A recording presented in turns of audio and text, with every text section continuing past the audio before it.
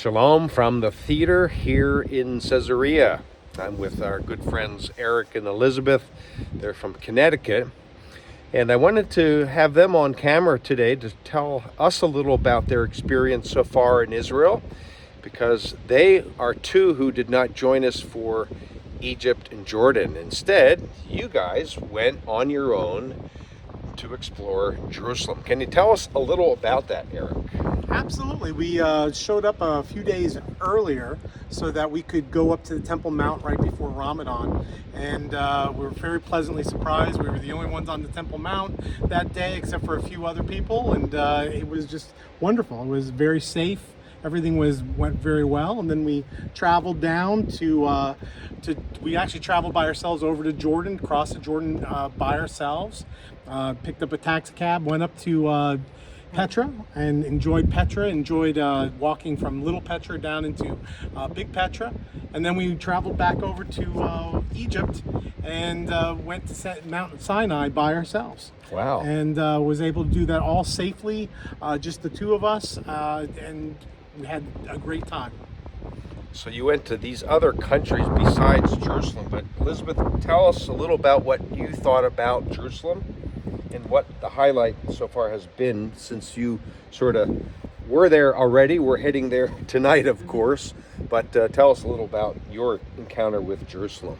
I'm surprised how hilly Jerusalem is, but I thought the experience there was just breathtaking. I mean, just to see the sights and just to experience the city of David and just the different sights that we saw, like it was just amazing. And the safety too. We felt very no issues safe. At all, huh? We had no issues. I mean, yeah, you're in the Muslim section, but we felt really safe. We were right in the heart of Jerusalem. We stayed at an Airbnb there, and we didn't feel any issues of not being safe at all.